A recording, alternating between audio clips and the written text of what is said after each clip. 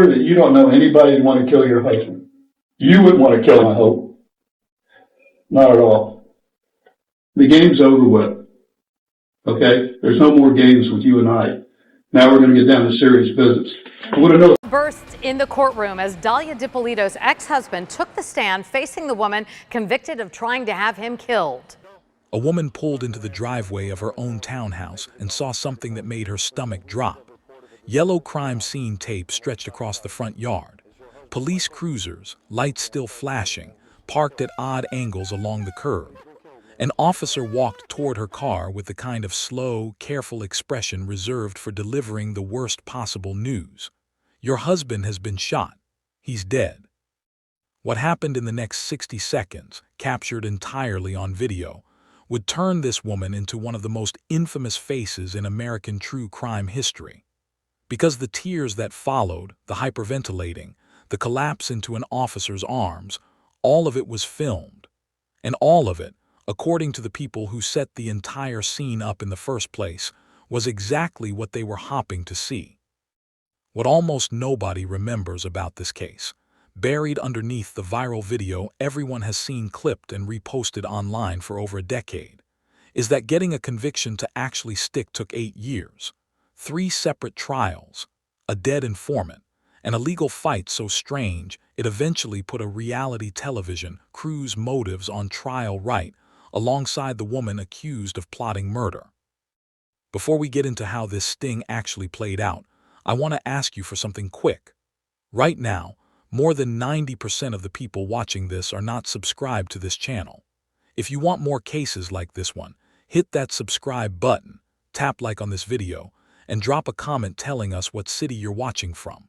We are actively looking for true crime cases from viewers' own hometowns, so let us know where you are and we may end up covering a case near you. Now, let's go back to where this story actually starts. Dalia DiPolito was 26 years old, living in Boynton Beach, Florida, when she married Michael DiPolito in early 2009. Michael was more than a decade older, a self-described workout enthusiast who worked for himself as a marketer. He wasn't a stranger to the legal system either. Years before meeting Dalia, Michael had served time for running a foreign currency investment scam that defrauded elderly investors, and by the time he and Dalia married, he still owed roughly $191,000 in court-ordered restitution and remained on probation, a condition that would legally follow him for decades. Dalia, for her part, had her own complicated history, including a period of time working as an escort before the marriage. Neither of them arrived in this relationship with a simple, uncomplicated past. According to Dalia's own later account, given in a pre-trial television interview years afterward, she met Michael while he told her he was already going through a divorce from a previous marriage. She was, by her own description, more than a decade younger than him, and drawn into a relationship that moved unusually fast for two people who barely knew each other's histories. Michael, for his part, has publicly disputed elements of how she later characterized their courtship and his transparency about his past, insisting she knew exactly who he was and what he'd been through before they ever married, and that any suggestion he had hidden his felony record from her simply wasn't accurate given how open he says he was from very early on in their relationship. Dalia had grown up outside of Florida before eventually settling in the Boynton Beach area as an adult, and by the time she met Michael, she had already lived through a series of financial and personal upheavals that friends who knew her at the time later described as unstable, long before anyone suspected that instability might one day turn towards something as extreme as a murder-for-hire plot. The marriage moved fast. Michael bought the couple's Boynton Beach townhouse in January of 2009 for $225,000 and added Dalia's name to the property deed the following month. On paper, at least at the start, it looked like two people building a life together. That life, according to everything that unfolded just months later, was already unraveling from the inside. By the summer of 2009, less than 6 months into the marriage, Dahlia had reconnected with a former lover named Mohammed Shihadeh. According to court testimony that would later become central to the entire case, Dahlia began asking Shihadeh to help her find someone willing to kill her husband. Shihadeh, according to his own later account, initially resisted, but Dahlia kept pressing. Rather than helping her, Shihadeh made a decision that would blow the entire plot wide open. He went to the Boynton Beach Police Department. That decision would follow him for the rest of his life, transforming him almost overnight from a private citizen with a complicated romantic history into what one local newspaper later called perhaps the most famous informant in the department's history, a label that would resurface again and again over the following decade, as the case worked its way through appeal after appeal. Once police understood what they were dealing with, they moved quickly to build a case, and they had Shihadeh work as a confidential informant, wired for recorded conversations with Dahlia while investigators listened. According to that recorded evidence, Dahlia had, at various points, discussed multiple ways to be rid of her husband, at one point reportedly even raising the idea of poisoning him, before ultimately settling on hiring someone to stage a home invasion that would end in his death, made to look like a robbery gone wrong. That detail, the poisoning discussion that never actually went anywhere, would later become an unexpectedly important thread for the defense, who argued across multiple trials that a woman who had discussed and then abandoned one method entirely was hardly the cold, singularly focused killer prosecutors made her out to be, and was instead someone whose statements shifted depending on who she was talking to and what kind of pressure she was under at the time. Shihadeh connected Dahlia to a contact who could supposedly provide a hitman. That contact was actually an undercover Boynton Beach police officer, posing as a professional killer for hire. On a Monday afternoon in early August of 2009, that undercover officer called Dahlia directly and arranged an in-person meeting. He asked for $3,000 in cash and a key to the townhouse she shared with Michael. When the two of them eventually met face-to-face in a pharmacy parking lot, the officer asked her, point blank, whether she was absolutely certain she wanted to go through with having her husband killed. She laughed. According to the police affidavit, her exact response was that she would be very happy. Investigators say Dahlia handed over photographs of Michael, detailed his daily schedule down to specific times and locations, and gave the informant $1,200, allegedly to help purchase a handgun for the job. In a later meeting with the undercover officer, she discussed potential getaway routes, described the home security system so the killer would know what he was walking into, and settled on a fee for the hit, ultimately agreeing to pay $7,000. At one point, according to prosecutors, she even offered an alternative plan entirely, suggesting the hitman could instead kill Michael outside a bank right after he withdrew $10,000 in cash, so the killer could simply take that money as payment and disappear. The undercover officer asked her again if she was sure, pressing her one more time to make certain there was no hesitation before he moved forward with the plan. Her answer, recorded on tape, became the phrase that would follow her for the rest of her life, replayed on newscasts and clipped into headlines for more than a decade afterward. I am 5,000% sure I want it done. She wasn't going to change her mind, she told him. She wasn't nervous. According to the sergeant who later spoke publicly about the operation, Dahlia remained calm, cool, and calculated throughout every single interaction, maintaining what he described as a positive, motivated attitude as she planned her own husband's murder. What struck investigators most, in the days after her arrest, wasn't just what she said, but how ordinary she sounded saying it. There was no hesitation captured on any of the recordings, no moment where she seemed to second-guess the plan or ask for more time to think it over. Every conversation moved forward with the same businesslike efficiency, as though she were finalizing a routine transaction rather than arranging her husband's death. With more than enough recorded evidence to make an arrest, Boynton Beach police decided to end the operation with something far more elaborate than a simple takedown. They staged an entire fake crime scene outside the DiPolito townhouse. Crime scene tape went up around the property.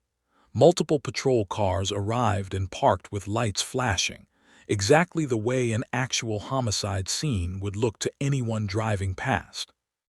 Officers wanted, in the words of a police spokesperson at the time, for Dahlia to believe without question that when she arrived home, her husband would be dead. There was one more detail that turned this from an unusual sting operation into a case that would be talked about for years afterward. A film crew from the reality television show Cops happened to be in Boynton Beach at the time, riding along with the department to film footage for the series. They captured the entire staged confrontation on camera, and that footage, once it aired, is what turned a fairly routine solicitation of murder arrest into a case people across the country still remember by name more than 15 years later. Officers contacted Dahlia while she was at her gym and told her to come home immediately. When she arrived and pulled into the driveway, an officer approached her and delivered the news. Michael was dead, shot during what appeared to be a break-in. Dahlia broke down. The video captured her sobbing, repeating "no, no," collapsing against an officer in what looked, to anyone watching, like the raw, unfiltered grief of a woman who had just lost her husband. It didn't last. Police brought her to the Boynton Beach Police Department under the pretense of continuing the investigation. Instead, she was walked into a room where Michael DiPolito, very much alive, was sitting. Beside him sat the undercover officer she had believed, up until that exact moment, was the hitman she had hired to kill him. A detective who was present that day later told reporters that Dahlia's reaction wasn't relief. It was shock. According to Detective Alex Morno, she seemed more stunned that her husband was alive than anything else. Michael himself later described the surreal quality of that moment, telling reporters that the reality of it hadn't fully hit him yet, joking grimly that technically, based on the timeline the sting was designed to simulate, he should have already been dead for over an hour, and that he considered himself on what he called the good side of that math. Dahlia DiPolito was arrested on the spot and charged with solicitation to commit first-degree murder. From the moment she was taken into custody, she maintained her innocence, telling reporters she hadn't done anything and hadn't plotted anything at all, a claim she would continue to make, in various forms, across the better part of the next decade of legal proceedings. Michael, for his part, told reporters afterward that there had never been any reason for any of it. She was financially comfortable, he said. If she wanted out of the marriage, she could have simply left. The footage of Dahlia's staged breakdown spread rapidly once local news outlets, and then national broadcasters picked it up. And within days the case had become something close to a cultural phenomenon, discussed and dissected on morning talk shows, and endlessly replayed online. Part of what made the video so uniquely unsettling to viewers wasn't just the deception itself, but how convincing the performance had been in the moment it was captured, before anyone watching knew the twist that was coming. People who had never followed a true crime case in their lives found themselves unable to look away from a few seconds of footage showing what appeared to be a devastated young widow, only to watch that same footage rewatched with the knowledge that every tear was calculated. Given the strength of the recorded evidence, a taped confession essentially playing out in real time across multiple meetings, most people assumed this case would move quickly toward a straightforward conviction. It didn't. What followed instead was one of the longest, strangest legal sagas in recent Florida criminal history, stretching across 8 years and 3 separate trials before the case was finally, truly closed.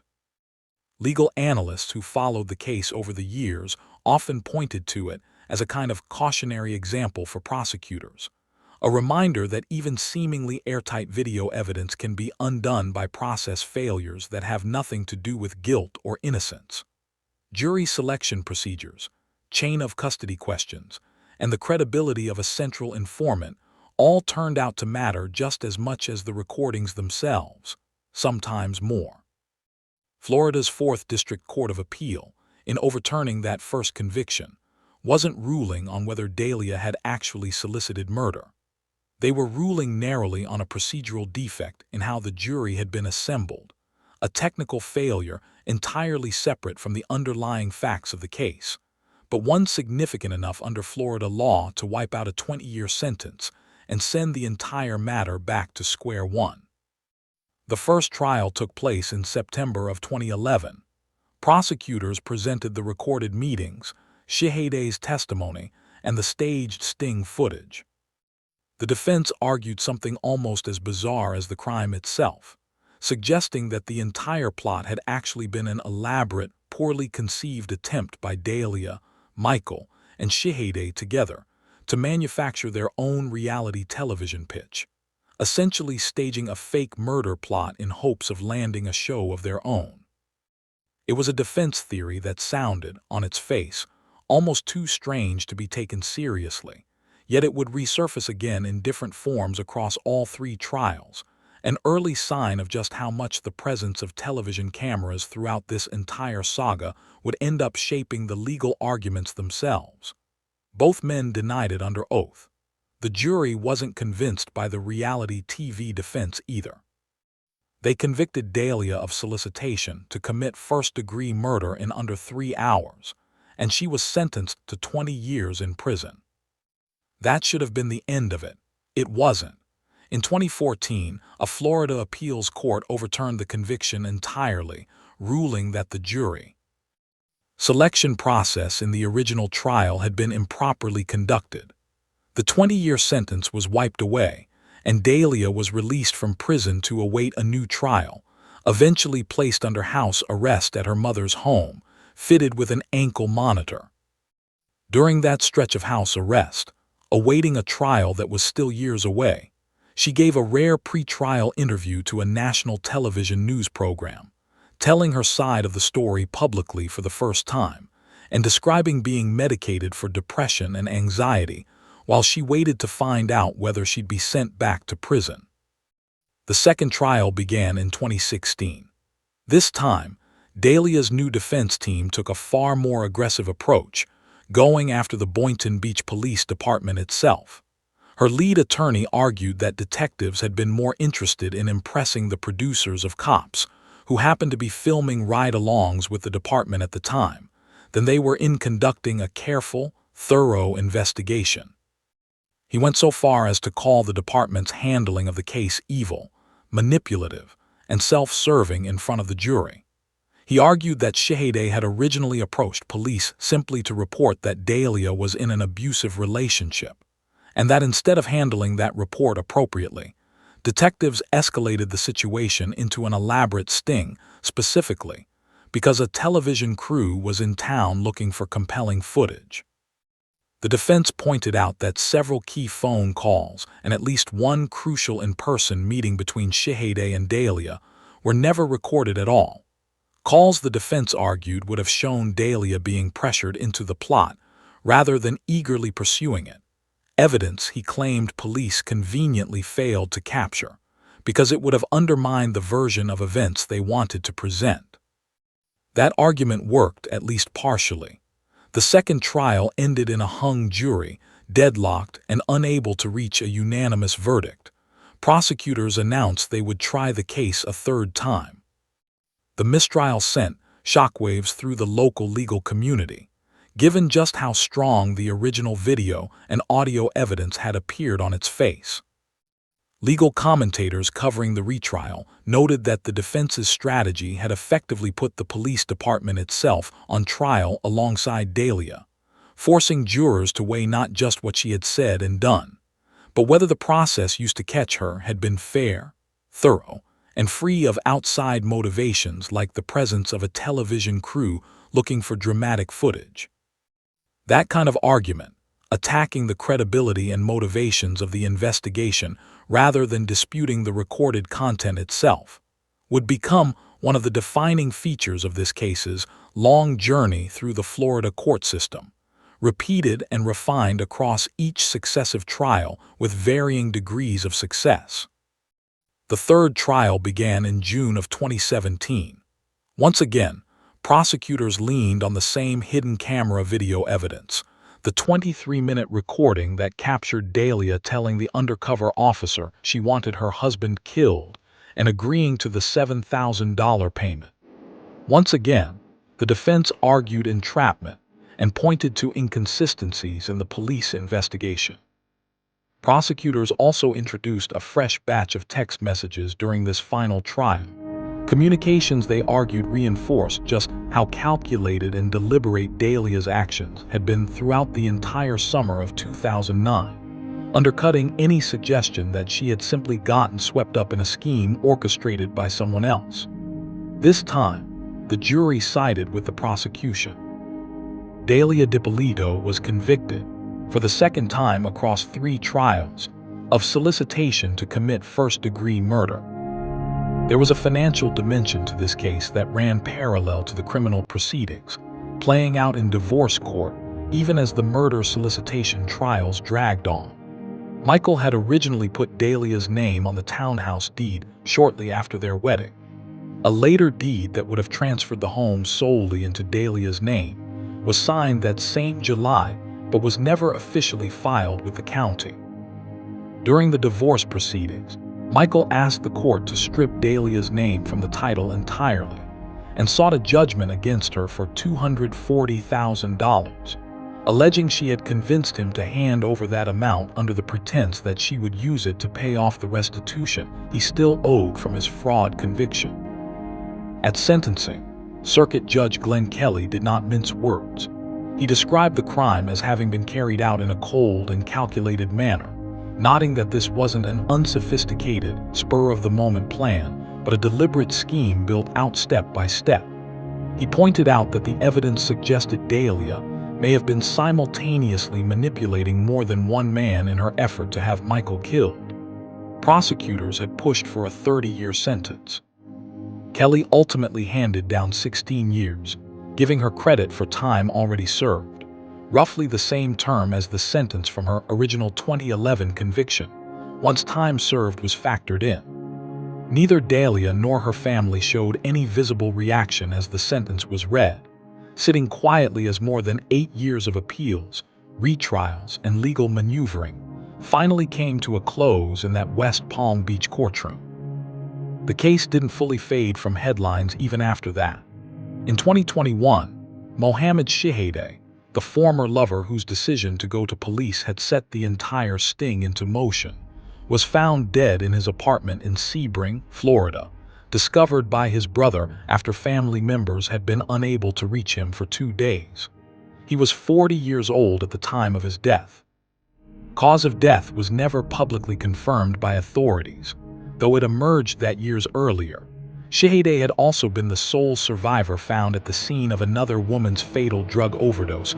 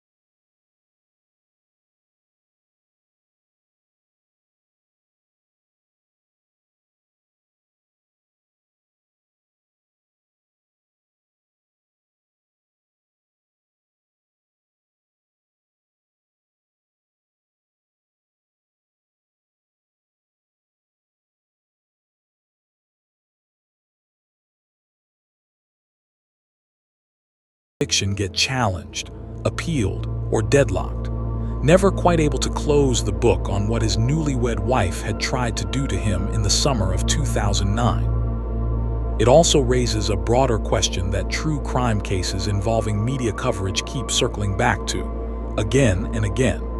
Once a television crew becomes part of how a crime is solved, does that presence change the investigation itself? And if it does that change matter legally, even when the underlying evidence, the recorded confessions and agreed-upon prices, remains exactly the same regardless of who happened to be holding a camera? Dalia Dippolito's defense team spent years arguing that it did. 3 separate juries, faced with nearly identical evidence, reached 3 different conclusions about whether that argument actually mattered. For true crime audiences today, the case tends to survive primarily as a single viral clip, a few seconds of a woman collapsing into hysterical tears outside her own front door, endlessly reposted without the 8 years of legal turbulence that followed it. But behind that clip sits a genuinely complicated legal history, one where the difference between a 15-second video going viral and a conviction actually holding up in court turned out to be a much longer, messier road than almost anyone watching that original footage back in 2009 could have predicted. In the end, what began as a staged crime scene in a quiet Boynton Beach driveway, filmed almost by accident for a reality television show, became a case study in just how complicated it can be to hold someone accountable, even when the proof arrives already recorded, time-stamped, and seemingly beyond dispute. 15 years, 3 trials, and 1 dead informant later, the story of Dalia Dippolito remains one of the strangest reminders in modern American true crime that a confession caught on camera is often only the beginning of the story, not the end of it. If this case surprised you, make sure you're subscribed so you don't miss the next one. Give this video a like, drop a comment letting us know your thoughts, and share it with anyone who appreciates real true crime stories told the right way.